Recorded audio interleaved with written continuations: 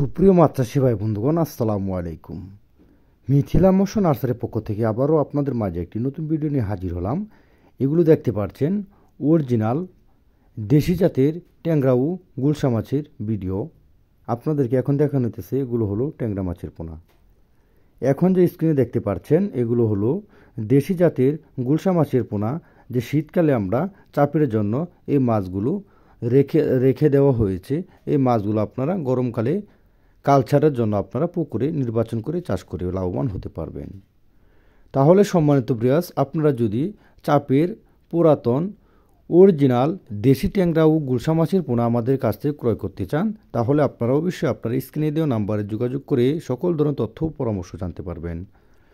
সম্মানিত ভিউয়ার্স, আপনারা চাইলে এই মাছগুলো একক অথবা মিক্সভাবে চাষ করে লাভবান হতে পারেন। কারণ এই মাছগুলো চাষ করার ক্ষেত্রে অবশ্যই আপনাদের একটি বন্যামুক্ত পুকুর প্রস্তুত করতে হবে।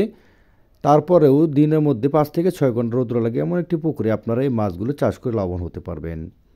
কারণ যদি পুকুরে 5 থেকে 6 ঘন্টা দিনের মধ্যে রৌদ্র লাগে তাহলে এই মাছগুলো জীবন নির্বাহ করে টিকে থাকতে পারে। কারণ যে রাত্রেতে যে মাছগুলো অক্সিজেন খেতে পারে না বা অক্সিজেন পুকুরে পায় না, পুকুরে 5 থেকে 6 ঘন্টা যদি রৌদ্র থাকে তাহলে এই মাছগুলো অক্সিজেন সঠিকভাবে তাপমাত্রা নিয়ন্ত্রণ করে বেঁচে থাকতে পারে। তাহলে আর দেরি না করে এখন এই স্ক্রিনে দেওয়া নাম্বারে যোগাযোগ করে সকল তথ্য ও পরামর্শ বা এই মাছের পোনা সংগ্রহ করতে পারেন। সকলকে ধন্যবাদ। আসসালামু আলাইকুম।